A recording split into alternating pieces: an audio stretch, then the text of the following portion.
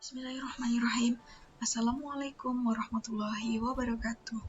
Jumpa lagi di mata pelajaran prakarya dalam bab kerajinan fungsi hias. Sebelum kita mulai pembelajaran hari ini, silakan anak-anak berdoa terlebih dahulu agar nanti materi yang kita pelajari dapat diterima dan dipahami, kemudian bermanfaat untuk kita semua.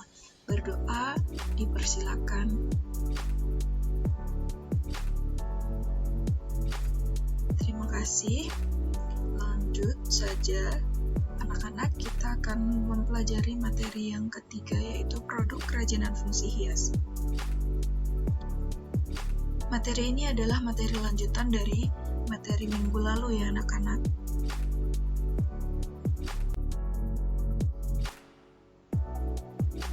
Untuk poin yang ketiga adalah hiasan tenun serat. Menurut para ahli antropologi, kegiatan menenun sudah ada sejak tahun 500 sebelum Masehi. Menenun sendiri bagi orang Indonesia merupakan suatu perwujudan upacara yang dimulai dari tahapan kerja yang jelas, tata tertib yang harus dipatuhi, dan menjelma menjadi suatu kebiasaan. Adat istiadat, agama, dan lingkungan telah mempengaruhi penenun dalam mengungkapkan jiwa pada selembar kain. Demikian pula pada pembuatan hiasan tenun serat. Berikut ini ada contoh bentuk kerajinan hiasan tenun serat yang anak-anak bisa memperhatikan. Ada yang pertama, kedua, dan ketiga. Anak-anak, untuk memproduksi hiasan tenun serat, kita perlu menyiapkan alat dan bahan serta mengetahui bagaimana cara memproduksinya. Yang pertama adalah alat produksi hiasan tenun serat. Ada kayu spanram dan batang kayu. Kayu spanram diberi paku untuk benang lusin, dapat diperhatikan pada gambar yang di atas kiri. Dan batang kayu sebagai sumpitnya bisa diperhatikan di gambar yang bawah sebelah kiri. Kemudian untuk bahannya bisa kita gunakan benang tipis untuk lungsin, itu terbuat benang itu dari katun atau nilon yang tipis, dan benang katun atau nilon yang tebal sebagai bahan pembuatan hiasan tenun serat. Yang ketiga, proses pembuatan hiasan tenun serat. Berikut disajikan proses pembuatan hiasan tenun serat yang sederhana. Yang pertama, pasang benang lungsinnya pada pemindangan. Kemudian kita masukkan benang pakan pada lungsin.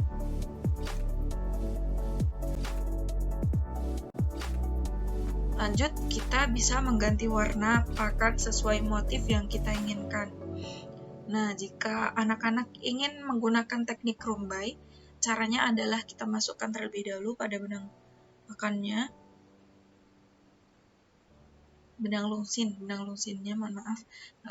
kemudian ditarik ke atas dan seperti ini. Berikut ada hiasan tenun serat hasil jadi setelah dilepas dari pemindangan. Ini ada bentuk lain. Lanjut ke poin yang keempat adalah hiasan sulam. Sulam biasa disebut juga bordir, yaitu hiasan yang dibuat di atas permukaan kain atau bahan lain dengan jarum jahit dan benang. Membuat sulaman sudah dilakukan sejak ribuan tahun yang lalu menggunakan kain atau benang wol, linen, dan sutra. Selain menggunakan bahan dasar tersebut, sulaman modern menggunakan bahan dasar benang sulam dari katun atau rayon.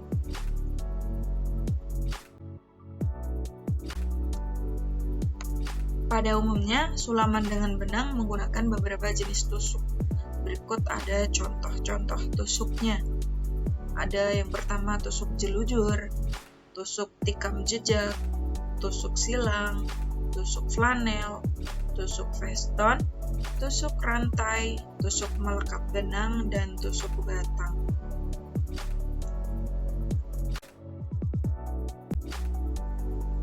Nah, untuk hasil akhir sulaman itu bisa dibedakan menjadi 3. Yang pertama sulam datar, yaitu hasil sulaman rata dengan permukaan kain.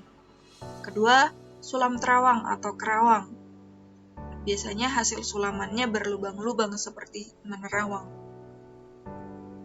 Dan yang terakhir adalah sulam timbul, yaitu hiasan sulaman atau hasil sulaman yang membentuk tekstur di permukaan kain sesuai motif yang dibuat.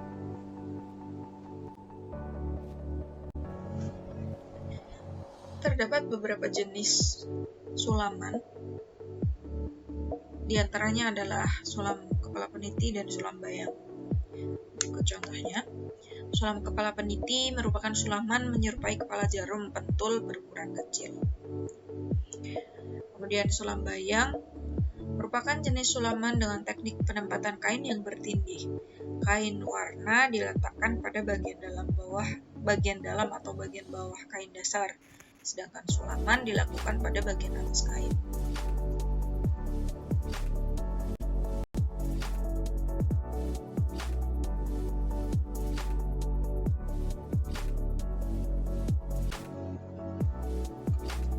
Ada pula sulam renda bangku dan sulam pita. Sulam renda bangku ini berfungsi sebagai renda baju, taplak, ataupun lainnya. Sulam ini dibuat di atas bangku kecil bulat sehingga dinamakan sulam renda bangku. Ada lagi sulam pita. Sulam pita ini menggunakan berbagai macam pita dengan berbagai ukuran dan tebal yang beragam atau bervariasi. Sulam pita ini sulamannya menggunakan jarum kasur yang memiliki lubang besar.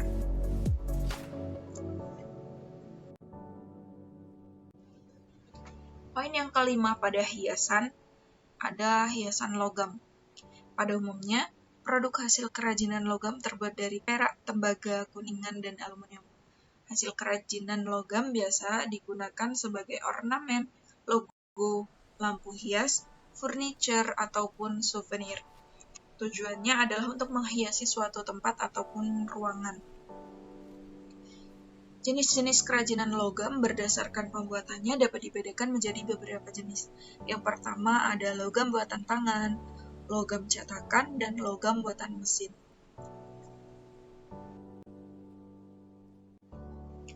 Nah, untuk memproduksi kerajinan logam, kita memerlukan alat seperti lempeng besi, gunting, dan patri.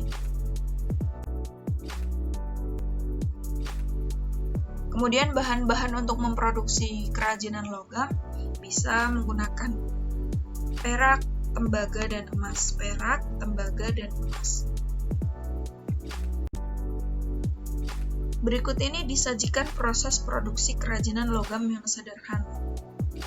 Yang pertama, kita membuat desainnya dulu, kemudian susun benang perak sesuai dengan desain, kemudian lem atau berikan perekat perak dengan bubuk perak, kemudian peraknya itu dipatri atau dibakar, dan desain dengan ukuran besar yang harus ditempa. Dan perak yang sudah jadi dicuci dengan lerap. Anak-anak, untuk mendukung sebuah kerajinan atau produk kerajinan, tentunya kita memerlukan kemasan. Kemasan ini adalah sentuhan akhir dari sebuah proses, ya. Dilihat dari fungsinya, kemasan ini memiliki 4 fungsi utama. Yang pertama adalah menjual produk, yang kedua melindungi produk, ketiga memudahkan penggunaan produk, dan yang terakhir adalah memperindah penampilan produk. Untuk bahan dasar dari kemasan itu sendiri ada berbagai macam, ada beragam. Yang pertama bisa menggunakan bahan dasar logam, bisa menggunakan plastik, bisa menggunakan kayu, serat alam, kardus, kaca, ataupun mika. Nah, yang penting juga untuk kita pahami bahwa suatu produk atau suatu karya yang diperuntukkan dijual Kemasan harus lebih berguna untuk melindungi keamanan produk dari kerusakan. Namun jika untuk dipamerkan saja, kemasan lebih berfungsi sebagai penunjang karya utama atau produk utama, produk kerajinan yang utama. Berikut demikian adalah materi hari ini, materi yang kita pelajari hari ini. Semoga anak-anak bisa menerima materi dengan baik, bisa memahami materi, dan akhirnya bisa bermanfaat untuk kita semua. Jikapun ada pertanyaan yang ingin disampaikan dari materi yang belum dipahami, anak-anak bisa menanyakannya kepada Bapak atau Ibu guru. Terima kasih.